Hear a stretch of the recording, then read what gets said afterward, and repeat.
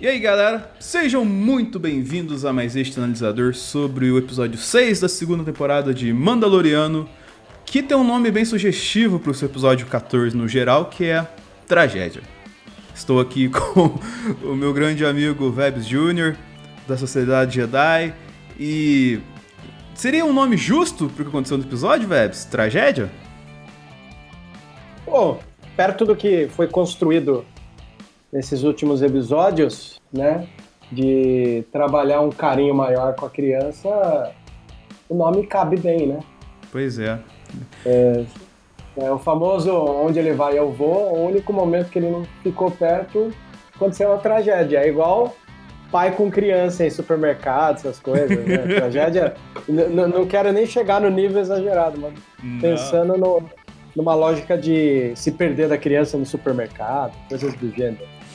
Pois é, e no começo a gente tem até, pra corroborar o que você falou, né, que lá o Din Djarin tá brincando com a bolinha, né, com o Grogu no começo. É muito louco, né, cara? Fala os nomes assim, a gente não acostuma nem a pau, né, cara? Mas acho que até, deixa eu dar uma melhoradinha. Ó, agora sim o Vebs entrou na lente da verdade. Você comentou, ó, tem até um verdinho igual o azul no canto da tela desse episódio. É o Flare lá. Putz, cara, é uma coisa engraçada porque é orgânico, né, como eles trabalham com essa ideia do nome, né? Sim. E o que acontece? O começo do episódio eu achei muito... Tem uma cena do filme Ligeiramente Grávidos que o Seth Rogen tá tentando se aproximar da filha da amiga, né? Uhum. Aí ele fica jogando coisa. Olha lá, pega! Aí a câmera vai pra cozinha, tá a Catherine Hegel, que é a grávida do Seth Rogen, e a irmã da Catherine Hegel olhando pela janela. Aí a mulher fala assim pra Catherine Hegel: seu namorado está brincando com a minha filha como se fosse um cachorro. Né? Genial isso. Aí ontem, na hora que você vê ele, Grogu, ele olha. É muito... Grogu. Eu comecei a rir que nem um trouxa, porque eu falei, mano, tá tratando o Grogu igual o cachorro, cara. Não, e da hora é como eles fizeram isso, né, cara? Como você falou, parece que nem o JP falou no análise do episódio anterior. Inclusive, muitíssimo obrigado pelo pessoal que assistiu o nosso review do episódio 5. Foi o mais visto até agora, a galera participou bastante lá. E nesse review, inclusive comentou e também comente aqui embaixo se você tá vendo esse review, algumas coisas, pra gente trocar ideia depois. O JP comentou: imagina se vocês colocaram aquela bolinha de caso pensado na primeira temporada. E ao que parece foi de caso pensado que eles colocaram aquilo lá, né, cara? Porque ela é utilizada a exaustão desde o último episódio, principalmente, né, cara? E estreitou a relação deles assim, né? Eu acho engraçado porque eu brigo bastante, no bom sentido, quando eu leio por aí a galera chamando alguns episódios de filler. Os 2 episódios chamados de filler da Season 1 foram os que mais alimentaram os episódios da Season 2. Aí às vezes eu tô conversando, porque aquilo é meio filler. Eu falei, filler, cara, são 8 episódios por temporada, como assim filler? Não é filler não, espera o painel montar que você vai ver se é filler ou não. Acho que eu até comentei isso aqui na live. A galera tem muito senso de urgência, né, cara? É uma ejaculação precoce do senso audiovisual que não é assim que funciona, né? Você tem que Pois é, cara. Compreender melhor o processo, né? Esperar. O espectador espera. É o nosso papel, né? Sim. E aí, cara, avançando no episódio, né? A gente tem depois essa cena. Eu rachei o bico de um meme, cara. Não sei se vocês compartilharam lá na Sociedade Jedi.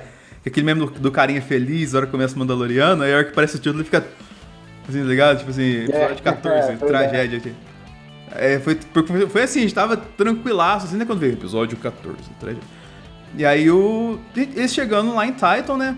E meio que toda a cena que a gente vê lá em Titan, lá, dele colocando o Grogu em cima da pedra, dentro do templo, da ruína do templo lá, pra ver se ele manifestava a força, meio que corrobora com uma parada que você já dizia há muito tempo, Vebs, que talvez ele tenha se fechado na força a ponto de ser, entre aspas, um pouco involuído, tá ligado?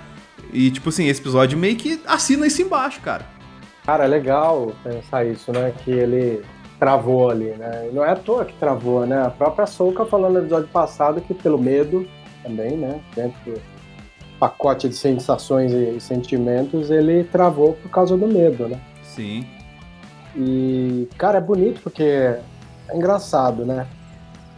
Uma das coisas que é legal trazer quando a gente faz essas lives aqui, logo no dia seguinte, é o como a gente, por ter uma página, às vezes a gente tem como medir o que o povo tá pensando e analisando. E, cara, tem uma galera sempre muito errada, né, cara? Errado nesse sentido, não dizer que a gente tá certo, mas errado no sentido de, pô, o cara desviou o foco da situação, assim, né? Aí eu digo pra você que às vezes o fã de Star Wars ele tá muito mais interessado na plasticidade do que na história. E esses dois criadores, o Filoni e o Favreau, eles são chegados a encontrar uma boa prosa, né? Então eles gostam de uma boa história. Se aquela coisinha, aquele detalhe plástico não ficou bom, cara, não é esse o foco deles, né? E o que a gente tem visto, assim? Pelo menos de ontem pra hoje, tem muita gente reclamando de Titan. Titan não tá do jeito que tá, muito minimalista. Sei lá, um episódio que tem 22 minutos de ação ininterrupta. É que Por eles isso chamaram estavam grande... esperando a Titan do jogo, né? Que é tudo meio rebuscado, assim, Sempre. né? Sempre espera alguma coisa, né? Pra mim, chegou lá já ter aquele Starforge ali, tá valendo, né? Aquele Stonehenge que a gente vê, as pedras que tem o telefone, a cabine telefônica no meio, né? Já é um fanservice interessante. Tipo, a gente sabe que tá, mas o foco não vai ser de Titan dessa vez, né? E talvez, cara, o foco dessa Titan que o pessoal esteja esperando seja lá na frente, em algum outro tipo de série, assim, talvez eu tenha alguma outra parte de animação que a Disney for fazer de Star Wars, assim. Menos, galera, vamos dar tempo ao tempo, assim, tá ligado? Tipo assim, tá da hora. Tanto que tá da hora que a gente teve uma parada muito louca, que aí eu vou dar a palavra totalmente a você que está com certeza em estado de graça depois desse momento, que foi, de fato, o Boba Fett original voltando e entrando de vez na trama, assim, né? E trazendo o personagem da Ming-Na Wen, que é a Fennec, lá de volta, né, cara? Meio reconstruída como robô. Você como mandaloriano de coração aí, cara, como foi isso aí?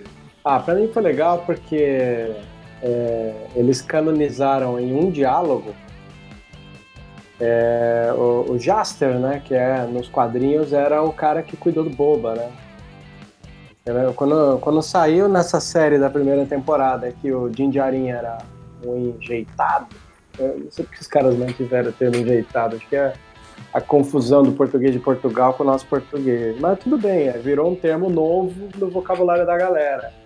A gente achava, puta referência do Jaster com o Jango Fett, né? Que era o Mandaloriano que cuidou do Jango Fett quando o Jango Fett entrou pros Mandalorianos. Aí o Boba vai lá no final e mostra isso, é maravilhoso, né? Então é uma maneira de você valorizar o Boba, que por muito tempo foi tido como... É igual assim, falo que nosso fã é birrento.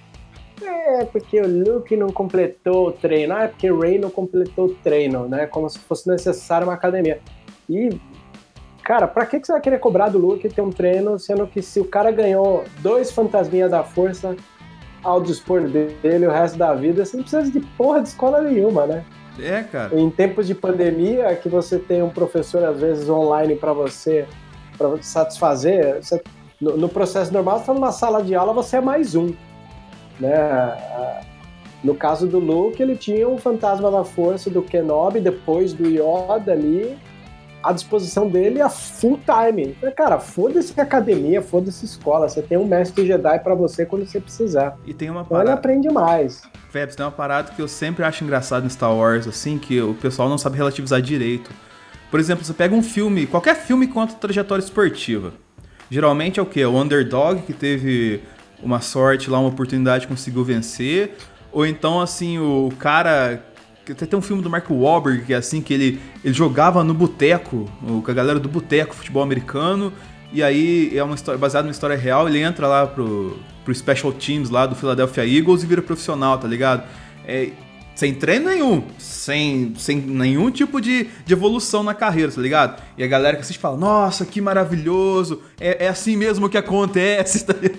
Mas assim, quando acontece com Jedi, assim, igual a gente teve a história do Luke, da Leia, da Rey e tudo mais assim, fala, mas como que ele consegue fazer isso se não teve treinamento? Então assim, sabe relativizar, tá ligado? Star Wars é criando um mundo semelhante ao nosso mundo, e até os paralelos que a gente conta.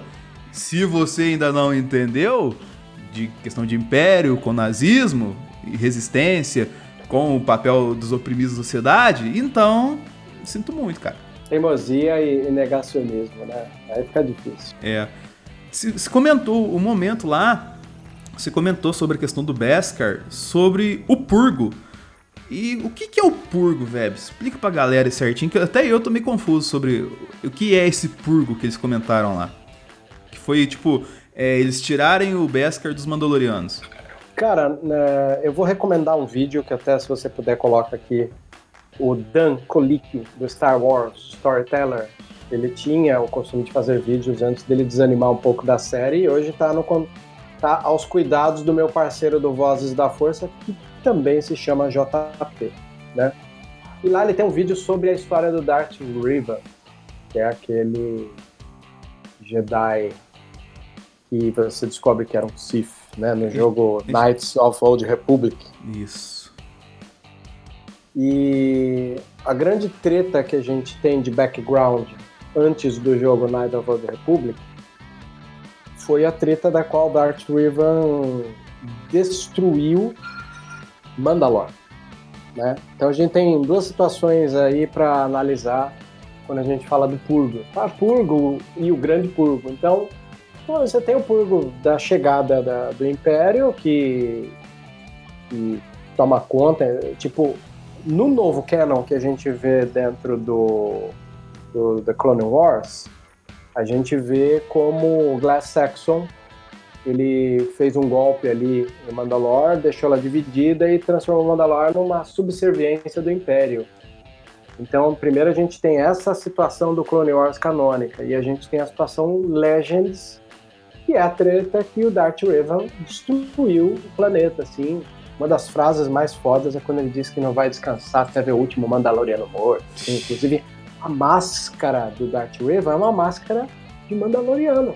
Ele pega na beirada da praia, depois da destruição de Mandalore, que ele bombardeia Mandalore de uma maneira incrível, ele pega a máscara de um Mandaloriano como parte da cultura dele e veste a máscara, que é aquele T, né? O visor do Darth Revan é um T igual de todos os Mandalorianos. Então, você tem aí o outro grande purgo, que é a destruição de Mandalore, e tal qual a gente só conhece a realidade Jedi, que depois da Ordem 66 eles se espalharam pelo mundo, Mandalorianos também se espalharam pelo mundo aí para garantir a sua sobrevivência. Tanto que no começo da primeira temporada a gente vê uma oficina da Ferreira escondida no esgoto, né, em Nevarro.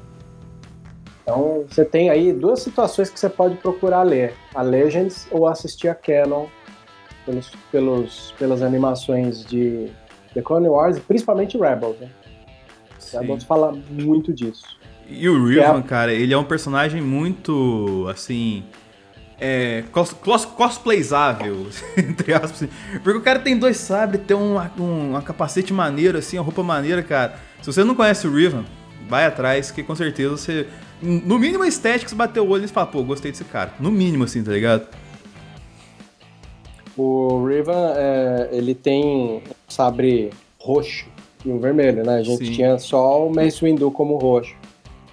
E há até quem diz que só os fodões beiram o lado da força, o lado da luz, e o Dark Side, né, da Force, que é uns dizem, embora pra mim isso é muito claro, que a cor do sabre do Mace Windu é porque simplesmente o Samuel L. Jackson está nos extras dos DVDs do Essa é maravilhosa isso, cara. Né, que ele falou assim, posso ter o meu sabre roxo? Aí o George Lucas olha pra ele, tá, aí ficou roxo. Mas óbvio, tem uma galera que cria um lore em cima, dizendo, não, é roxo porque é azul e vermelho, ele tá ali beirando, tem um controle de não cair pro Dark Side. Eu acho até engraçado, eu acho bonito quando os caras vão inserir isso na história, e às vezes até cabe, aí vai de cada um, né? Se isso torna a história um personagem mais bela pra você e não fere, abrace, né? Eu não tenho problemas com isso. Ô, Vebs, eu vou até fugir um pouquinho da pauta, porque a gente entrou nessa questão do sabre, e você comentou essa questão que, tipo, quem tem o sabre roxo, entre aspas, consegue ter um equilíbrio melhor entre os dois lados da força, assim, alguma coisa assim, no caso. Mas aí me veio uma curiosidade agora, e aí é totalmente aleatório isso.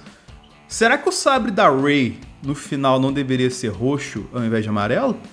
Cara, eu acho legal o amarelo porque, assim, cinematograficamente a gente não tinha o amarelo ainda, né? A gente tinha só as cores básicas, né? Inclusive, quem quiser, não de uma maneira tão firme, a Mikan rodou com a gente quando eu tava lá na equipe da Turner, trabalhando na criação de conteúdos digitais da TNT. Nós temos na TNT o TNT Quirk, que é a Mikan que apresenta, e ela tem um especial que a gente criou junto com ela. A Mikan é fenomenal, né? Porque ela que cria o roteiro, aí ela mandou o roteiro, a gente foi lá e deu aquela pinceladinha só, aqui vale a pena dizer que é Legends, aqui vale a pena dizer que é Canon. Só assim, o resto ela veio plena e completa e trouxe um material incrível. E tem um material no canal da TNT Quirk, que é sobre cores de sabre, e ela explica lá o porquê amarelo, tá? Então vale a pena. Embora tenha um livro que chama O Caminho Jedi, que explica de maneira Legends também o sentido das cores.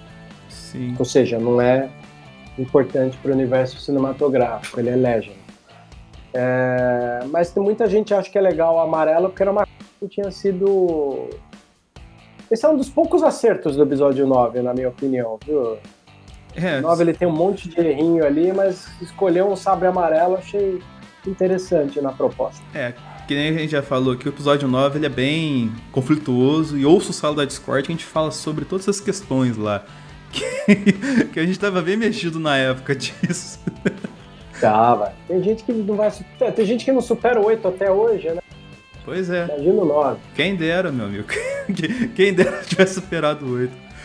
Mas aí, cara, depois disso, a gente tem lá o acordo que o Boba Fett troca a devolução de sua armadura por proteger o Baby Yoda. Mas aí a gente não, fica isso e chega um tanto de trooper lá. E, cara, eu já falei isso aqui, mas fica redundante, mas é porque os caras estão fazendo bem. As cenas de ação desse negócio tá muito da hora, cara. O Boba Fett virando assim com aquele bastão dele lá que tem uma ponta, não sei se é um bastão mesmo, se é uma arma aquilo lá, e estraçalhando o capacete de Stormtrooper, cara. Que coisa maravilhosa aquilo. O outro lá com a metralhadora de blaster lá, e acontece o Indiana Jones lá da bola vindo pra cima dele lá, a hora que ele foi tentar acertar a Fennec lá, cara. Verdade. É só coisa, tipo assim, é só cena da hora, cara. A galera que reclama de ação tá errado também, porque é só cena... Só cena top, Rogerinho. Cara, é foda, né? Aproveitando a sua deixa, isso é cultura. Então, aproveitar até a piada aí, a deixa sua e dizer, cara, tem gente que reclama, né? Ontem na Sociedade Jedi, tinha uma galera que achou que esse trecho do filme parecia Power Ranger. Não. Só porque tava na pedreira. Pois é. Não é só isso não, cara. A gente tá acostumado a ver treta de Star Wars, noite, pôr do sol, né? Aí a gente tem um diretor chamado, que eu tava ansioso pra ver ele dirigir, chama Robert Rodrigues, que é o puta diretor que fez Machete. É isso que eu ia falar. Né? E o Rodrigues, ele é um cara mexicano. Sim. Então ele faz muita coisa baseada em sol. Abaixo do sol, a pino, do meio-dia. Era uma vez no México, é assim. Machete, é assim. Então você vê que ele gosta de trabalhar com a luz do sol. Balada do Pistoleiro, El Mariachi. Então a marca, assim, por isso que a gente chama, né? México Tierra del Sol, né? É a terra do sol. Então isso acabou virando uma marca do cara. E isso é uma coisa que não tem muito em Star Wars. Star Wars usa muito luz da noite, luz de ambiente, né? Porque guerra nas estrelas. A gente tem pouquíssimo. Porque a noite remete e tal. E a gente tem poucos momentos com a luz do dia. Eu vou destacar a briga do Qui-Gon com o Darth Maul no primeiro momento ali do episódio 1, embaixo do sol. A gente não tinha treta embaixo do sol, né? Com sabres e tal. A Falcon Millennium teve 6 filmes, bem que não é nas prequels ela foi um easter egg ali. Mas ela só foi ser desfrutada abaixo da luz do sol com reflexo no episódio 7, naquela fuga. Aquela que a Rey pilota. Aquela cena que toda hora que eu vejo eu choro. Vamos pra aquele pedaço. Em Jakku. Pedaço de ferro lá, aquele latão lá. Então, eu acho que é legal você destrinchar a saga em uma coisa que ninguém destrinchou ainda, que é abaixo da luz do sol, né? Nossa, eu acho fenomenal você trabalhar com uma realidade de iluminação diferente. Então isso virou a marca do Robert Rodrigues. Aí eu viro pra você e falo assim, cara, o problema do fã de Star Wars é que na maioria das vezes ele só é fã de Star Wars, ele não é fã de cinema. Se ele fosse um pouco fã de cinema, ele ia acabar buscando, ou buscando ou esbarrando com essas nuances aí, mas não, ele quer o lore, ele ama o lore. Isso. Não consegue largar o osso, aí fica difícil. Inclusive o número de gente, que tipo assim, o episódio anterior foi maravilhoso, mas o número de gente que teve reclamando porque não deu sequência na Ahsoka lá, que ela não pegou o Grogu pra cuidar e tal assim, é gigantesco, que corrobora com a questão que a gente tava comentando ao longo dessas lives aqui, dos vídeos que a gente tá comentando de episódio em episódio, que o pessoal não larga o osso de Jedi e que o pessoal não entende a trama e tal assim, tá ligado? Porque se a Ahsoka entra na série, ela rouba a série, tá ligado? Porque, pô, você vai meter um Jedi que vai cuidar de outro Jedi pra andar com um Mandaloriano, coitado do Mando, entendeu? É foda isso. Mas, além disso, velho, aí tem outra parada, assim, que eu achei muito foda, que é o novo visual do Boba Fett, ligado? Que a gente pega aquela armadura surrada dele, que a gente falou que fez um próprio bonitão lá no primeiro episódio, que a Disney caprichou, né? E coloca nele mais parrudão, mais fortão, assim, quase samurai, tá ligado? Ficou muito foda aquele visual novo dele. É verdade. O visual dele é legal porque aquela arma que ele usa pra bater nos caras é o cajado de um Tusken Rider, de um povo da areia. É verdade. Né? Então, você vê que eles ficam sempre com aquilo lá, uma arma rudimentar ali, né? Pra dar essa alusão de povo palestino, né? E lá no final do episódio 1, lá do Cobb Vanth, você vê ele com aquele negócio aqui. Então ele usa a arma de sniper dele mais aquele cajado de Tusken, né? E uma das coisas que eu acho legal nesse episódio é o tempo de tela pro ator Temuera Morrison sem pôr a armadura do Boba ainda. Cara, isso é uma valorização do ator que a gente tinha vagamente em um momento ou outro na trilogia prequel. Sim. Aí eles pegam ele pra falar. Aliás, é engraçado porque outro dia você falou da expectativa errada do fandom, né? Outro dia eu tava num grupo lá e a gente comentou, né, sobre, porra, e se rolar o encontro do Jungle, do Boba Fett com o Din Djarin, né? Ué, já tinha uma galera achando que ia ter tretinha, né? Vai ser uma treta do caralho. Não vai dar tempo de treta, vai rolar alguma tensão ali, mas não acho que vai ter treta, não. O encontro dele foi igual a todos os encontros do Mando, né? Tipo, quem é você? Ponta uma arma. Não, eu quero o seu bem. Ah, beleza. E aquela coisa, me ajuda aí, eu ajudo aqui. Mais uma vez é isso, né? É uma side quest nova. E, cara, pirei, porque foi isso mesmo. Os dois se encontraram. Calma aí. Aí entra uma coisa interessante, porque tem uma galera que adora falar furo no roteiro, né? E a gente gosta de falar, não, peraí, isso não é furo no roteiro. Isso é o foco da história. Se for pra ficar me apegando em ser chatão, eu teria dito que, pô, por que o Boba Fett escolheu ir atrás da armadura dele só com o Mandaloriano e não com o Cobb Vanth no primeiro? Ele podia ir lá e bater no Cobb Vanth e pegar a armadura dele. E o Din Djarin, que é muito mais difícil de ganhar do que o Cobb Vanth, né? Sim. Mas tem alguns detalhes que respondem algumas dúvidas que pairam no ar, né? Aquela hora que o Cobb Vanth tá na mesa e fala assim, eu sou aquele que diz como as coisas têm que ser aqui, você vê que na região de Mos Pergo, ele era autoridade lá. Então foda-se se tinha um bobo ao redor, olhando a armadura, de volta. Ele era o cara que mandava lá. É o xerife, né? Então, você quer achar buraco em roteiro, que não é nem buraco, né? Porque eu já notei isso às vezes. Às vezes eu vejo, não, esse é um furo de roteiro. Que roteiro, cara? Me tira uma dúvida. Por que pra você é furo de roteiro? Aí o cara vai falar, você vê que nem roteiro ele sabe, né? Roteiro não é só diálogo. O roteiro, às vezes, ele é um guia pra você fazer uma edição foda, né? O que eu acho que às vezes as pessoas falam como furo de roteiro, elas querem dizer furo de história. Só que elas não entendem que a história ainda tá sendo contada. Entendeu? A gente só tá numa série, você tá numa parada episódica. A história tá sendo contada, a história não acabou ainda. Procedural. É procedural, tá ligado? Você vai pegando drops, vai colocando, montado pouquinho a pouquinho, e você vai contar a história toda lá no final. Você não vai te dar a história inteira logo de cara assim. É que nem você falou, quantas vezes o pessoal quebrou a cara em comentário que você relata lá na Sociedade Jedi, nos fandoms, Star Wars e tal assim, e que foi explicado pouco tempo depois, tá ligado? Então, assim, às vezes você, meu amiguinho, tá falando assim, isso foi um furo de roteiro. Na verdade, pode ser, talvez um furo de roteiro, mas lá na frente, ou então alguma coisa que não foi contada ainda, tá ligado? Mas não quer dizer que é um furo, é porque não era o momento de você saber ainda. Você tá na dúvida, mas a dúvida faz parte dos artifícios pra te fazer envolver no episódio. Então, se você tem um questionamento, não queira resolver ele logo, porque senão você vai estragar a sua própria experiência. Correto? É verdade.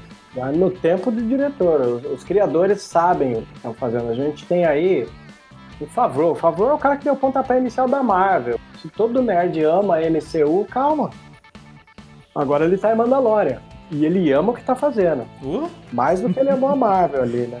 Né? Que eu digo. Ele tem um carinho supremo pelos personagens mandalorianos. Mas falando em Marvel, a gente tem que chegar no momento triste aqui, porque depois deles... Inclusive, tem uma cena maravilhosa do Boba Fett, assim, tipo, acertando a nave imperial lá, assim, batendo na outra, assim, aí cai as duas e olha pra câmera assim, aí dá eu esqueço o nome da trilha certinho dele lá, que ele vira pra câmera assim, né, explode, assim, e troca o tema dele depois, né, aí ele falou que ele errou a nave, que ele queria acertar, tal, assim, mó marrento pra caralho, tal, assim, né, cara. É maravilhoso fazendo assim. Só que depois disso, né, cara, falando em Marvel, né, chega lá os Dark Troopers, que nem um Homem de Ferro, né, voando assim, e pegam o Grogu, né, pra levar pro Moff Gideon. Então, quando apareceu os Dark Troopers no final daquele... são os Dark Troopers, aí você lembra que no game e nos quadrinhos eles eram mais robóticos, assim, e confirmou, né, são uns robozinhos lá mesmo, meio com a cara do Vader, assim, né. E eles vêm, eu achei que ia ter tempo de treta, mas não teve não. E eles caem ali no Starforge, tem até um plano com a câmera superior que lembra os Nazgûl, quando fecha os hobbits naquela torre topo do vento, né? Sim. Eles fecham, assim, é mó bonito isso daí. Você comentou do Boba fazer os momentos mais mal encarados. Eu gosto da organicidade desse episódio porque quando eles se encontram lá no começo e faz mais ou menos um leve acordo, o acordo é interrompido com a chegada dos Imperiais, né? E o Boba, ele fala, não, a armadura tá tudo certo, eu te ajudo a proteger. Aí a gente tem esses momentos da chegada dos Imperiais, o Boba dando conta, a Fennec dando conta, né? Aí começa a se desenhar aí uma coisa que quebra às vezes, igual ficou essa semana inteira um monte de canal, Thiago Romariz começou a fazer especial do Luke Skywalker, eu olhava aqui e falei, putz, não queima a largada, meu amigo. É a Jedi, larga o osso de Jedi, fã, larga o osso de Jedi, pelo amor de Deus. Essa série, não, foi tão legal, porque chega no final desse episódio, pensar no Mayfield é uma maneira de você baixar o hype da galera, né? Não, calma, gente, o foco disso aqui é Mandalorian. Por isso que eu acho legal imaginar que esse episódio com a Ahsoka foi uma maneira de medir a febre para ver se rola uma série da Ahsoka ou não. Pode ser que anuncie aí, né? E ela puxe para ela, conforme dissemos no episódio passado, ela puxe para ela a realidade do Thrawn, do Ezra, na necessidade da narrativa dela. Sim. Mas é extremamente interessante. Então, como eu disse, o tempo de tela do Temuera como Boba, depois ele com a armadura, né? E, cara, o enquadramento é lindo. Aquela hora que cai as granadas, explode e um Storm tenta levantar assim, na hora que ele levanta, tem o Bobo atrás, assim, que até levanta e dá uma encarada nele. Assim, foi, nossa, esse plano de câmera com a câmera baixa do Storm levantando e vendo um Boba gigante assim, né? É um enquadramento de engrandecimento que vou até utilizar em aula. Quando a gente fala de... Você tem o Plongui, né? Que é a câmera de mergulho, e o Contra Plongui. Geralmente o Plongui você usa para reduzir ou deixar um personagem vulnerável, né? Isso tem muito em Alien, né? Quando algum personagem se perde, a câmera de cima, só puta, isso aí fudeu. É a câmera superior. Assim como o Contra-Plongui é para você engrandecer. O Gladiador do Ridley Scott está cheio de plano, com Maximus, né? Uau, Maximus. E nesse é legal. O Bobo, ele dane-se, né? Aí tem uma galera que também ficou falando, ele tá gordinho. Meu, são 20 anos com o mesmo ator, né? 20 anos ninguém tá tão magro assim, nem eu. Eu, em 2002, quando saiu o Ataque dos Clones, eu era um palito. Hoje eu tô meio rechonchudo já. Imagina não vamos falar de peso, não, que senão é outra série que a gente vai entrar no mérito aqui. É verdade. Mas... E eu pirei, assim, ele mata, ele dá conta praticamente quase todo mundo sozinho. Antes disso, você tem um momento super lindo do Din Djarin atirando, tomando os tiros no Beskar e protegendo a Fennec. É bonito isso daí, cara. Sim. Acho que isso é o tipo de coisa que a gente tem que valorizar dentro de um episódio, assim. É uma parada da hora que a gente falou lá no primeiro episódio, né? Que o Mando, ele tem ideia do que é o Beskar e do que é a armadura dele. E ele não tem medo de usar ela de escudo, né, cara? Que nem ele, pro episódio, ele põe o capacete pro cara dar o soco. Aí daquelas partes, toda vez que tem parte de nave, ele vai na frente lá tomando os tiros na galera, assim. E isso é muito da hora, cara. Isso, tipo assim, não é comum um cara se usar de escudo, assim, tá ligado? Eu não vi muitas obras que o cara faz isso. E isso é um trunfo que provavelmente saiu da mente de quem? Do Favreau. Com certeza. E volto a dizer, cara, o episódio ele é belíssimo. Para que depois que eles estão ali conversando quando expulsa os Imperiais e vem um tiro do cruzador e destrói a Razor Crest pra sempre, né? Aliás, cara, puta, que engraçado. Preciso mostrar pra você o que eu recebi, que eu gargalhei, cara. Tipo um santinho, cara. Os caras são muito foda, cara. Tá rodando esse na net. Mas também santinho da morte da Razor Crest. Porque Razor Crest is dead, menos o cetro de Beskar e provavelmente aquela bolinha de Beskar, sei lá. Não é uma bolinha, né? Deve ser Beskar também. Só pode, né, cara, pra aguentar daquele jeito. Mas, antes da gente entrar na parte final do episódio, gostaria de pedir pro pessoal que tá acompanhando a gente curtir, compartilhar, favoritar, sinalizar, se inscrever no analisador e agradecer o pessoal do último episódio, que o JP tava aqui, que a gente falou bastante da Ahsoka Tano e tudo que aconteceu no episódio, assim, foi um episódio que movimentou demais a galera. E a galera veio aqui, comentou e trocou ideia com a gente. E isso que é o que eu gosto, hein, cara? A gente gosta disso, tá ligado? Quando acontece isso. Foi até legal porque você comentou, não, vamos pilhar a galera de comentar, porque aí sempre no próximo fica uma sessão cartinha do leitor. Tudo bem que falta mais 2, mas a gente fala com quantas pessoas forem possíveis esses que faltam, né? Não, mas, cara, se a galera de Star Wars estiver abraçando o analisador vai abraçar Star Wars ainda mais, tá ligado? Então, esperem. Eu vou conversar com o Sr. Vebs algumas coisas aí. Esperem, eu vou pensar umas coisas legais pra gente fazer. E aproveitando isso, semana que vem, episódio 7, não o Despertar da Força, mas o episódio 7 de Mandaloriano, a gente vai fazer, dessa vez sim, ao vivo com vocês. Então, na semana que vem, no sábado que vem, a partir da 1 da tarde, vem aqui no analisador youtube.com/DenzelVader ver ao vivo e trocar ideia com a gente ao vivo sobre o episódio 7 da segunda temporada de Mandaloriano, o episódio 15 no geral. E a gente vai comentar e conversar com vocês ao mesmo tempo, porque é essa sinergia que faz a gente fazer um produto mais legal e mais da hora e ao mesmo tempo se divertir com vocês também interagindo. Assim como o Sr. Vebs faz lá no Vozes da Força e lá na Sociedade Jedi, né, Vebs? Opa, muito legal quando o pessoal se sente convidado a fazer parte. Até eu fiquei feliz de ver bastante comentários no seu canal do Analisador. Quando a gente coloca o vídeo no ar, teve muita gente que gostou de interagir e gostou da resposta. Igual, semana passada tivemos um dos seus espectadores comentando sobre a Ahsoka e a proximidade dela com o Gandalf, né? Sim. E faltou, acho que às vezes ali a gente dá o detalhe aqui no Instagram do Dave Filoni, ele tem um sketchzinho de desenho onde ele comenta que esse final do desenho do Rebels que a gente tem, inclusive essa semana, numa entrevista gigantesca da Vanity Fair que a gente traduziu e está lá na Sociedade Jedi, que é Filoni e Rosario Dawson falam sobre Ahsoka Tano. É uma entrevista que sana várias dúvidas que as pessoas têm. Inclusive, uma das coisas que tem lá, ele fala, aquele final de Rebels, que eu coloco a Sabine em Lothal e a Ahsoka com cajado e tal, ele é atemporal, tá? Então ele quebra a nossa mente quando ele fala isso. E ali ele colocou uma Ahsoka meio Gandalf, que é uma ideia que ele tinha de transformar ela numa sábia, né? Então ficou legal e foi eu que, na semana passada, comparei com o Gandalf, né? Que funciona muito bem, né? Como uma sábia, né? Sim. Não ainda no episódio do Mandalorian. Mandalorian ainda é bem antes do final de Rebels. O Rebels que seja uma coisa bem posterior.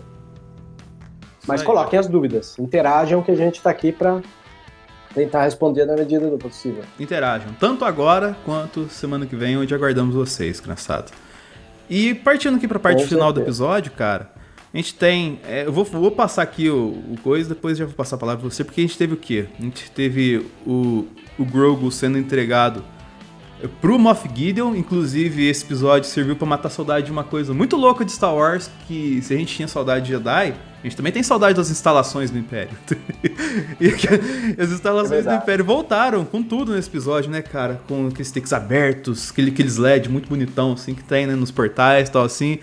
Fazia tempo que eu não via isso, cara. A gente acaba esquecendo. A gente sente falta de coisas que a gente nem lembrava que tinha saudade, né, cara? Você fala isso, me lembra um camarada que chamou assim, pô, bicho, o Boba Fett ele chega no final pra falar que o Império foi inventado uma penca de Stormer, como é que ele vai achar que o Império voltou só ali? Cara, poder bélico, cara. Você põe um Boba Fett encarando um cruzador de face a face, aquilo é o suficiente pra você falar, porra, o Império voltou, né? Porque o cruzador, após queda do Imperador, você vê um cruzador inteiro daquele, é o poder bélico do cruzador. Eu vou entrar nesse mérito já, porque sabe por quê? Por causa que teve assim, aí depois disso, teve aquela ceninha lá do Grogu fazendo bagunça com os troopers lá dentro da cela, usando a força efetivamente, e aí chega o Moff Gideon, do jeito que a gente sempre esperou que o Moff Gideon ia aparecer na série, que é o quê? É o modo Giancarlo Esposito de ser, né, cara? Totalmente sagaz, assim, totalmente soberbo, vilão, assim, mas impondo respeito ao mesmo tempo, falando que ia levar ele pro Dr. Pershing lá e mostrando o sabre negro e tudo mais e tal, assim. E aí conclui o episódio, né, cara? Mas eu fico pensando, a gente falou do Império, você acabou de falar a questão do Império, né? O Império eu acho que não caiu de verdade, né, velho? Eu acho que pelo que mostrou ali, você tem um cruzador daquele ali, cara, tipo assim, eles estão bem estruturados, assim, né? No pós-queda. Quem quiser se complementar um pouco disso, a gente tem como maior herança do final das células imperiais para a chegada da Primeira Ordem, a trilogia de livros Marcas da Guerra, o Aftermath, né? Do Chuck Wedding. Esses livros talvez sejam os melhores livros que a gente tem para poder entender como é que essas últimas células imperiais não deram torção. Inclusive, um dos segmentos do primeiro livro é um cara da alta patente da inteligência imperial sendo perseguido por um caçador de recompensa que é um Zabrak, da mesma raça do Darth Maul, né? Então, vale a pena ler, vou dizer, o universo de Star Wars a cada dia que passa. A Disney quer muito que você consuma uma mídia além do audiovisual, além do cinema, além da TV. Então, às vezes ela puxa você para uma coisa mais do quadrinhos, igual essa coisa do Baby Yoda, do Grogu, né? Na pedra e passa uma borboletinha, é uma referência a um dos últimos gibis do Vader, né? E ele também, sem a armadura, tá lá no momento de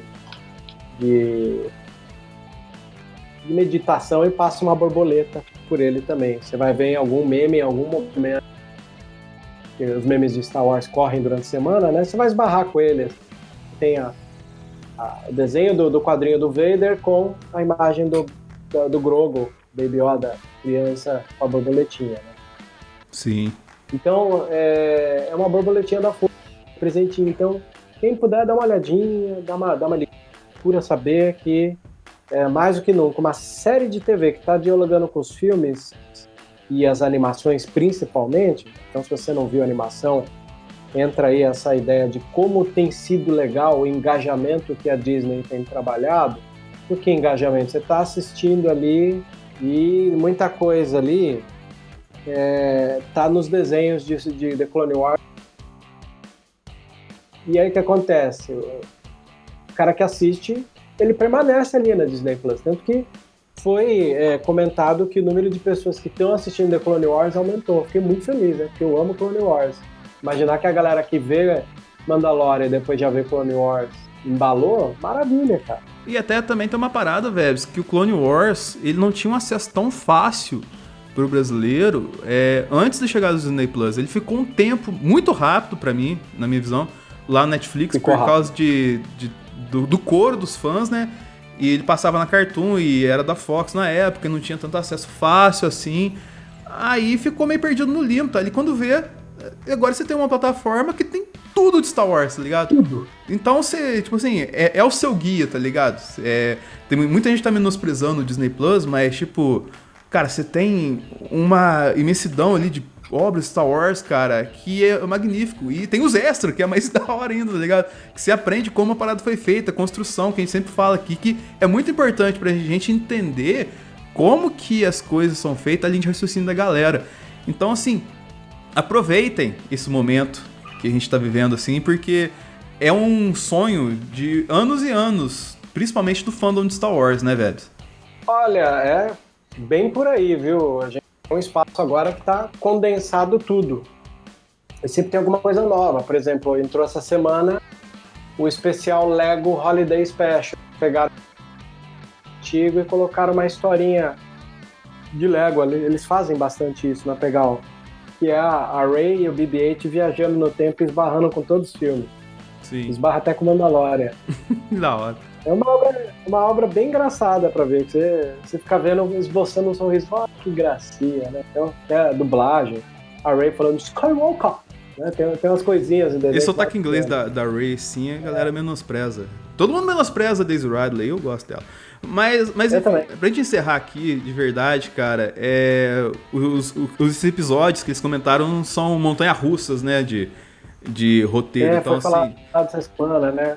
Então a gente teve esse primeiro episódio desses 3 finais, a primeira descida, assim, então espere que nas próximas semanas provavelmente teremos mais e mais descidas. Agradeço você que ficou até aqui. Venha com nós na semana que vem, ao vivo, à 13h, aqui em youtube.com/DanielsVader, para conversar sobre o episódio 7 de Mandaloriano. Então, essa semana é isso aí. Até a próxima e This is the way. This is the way.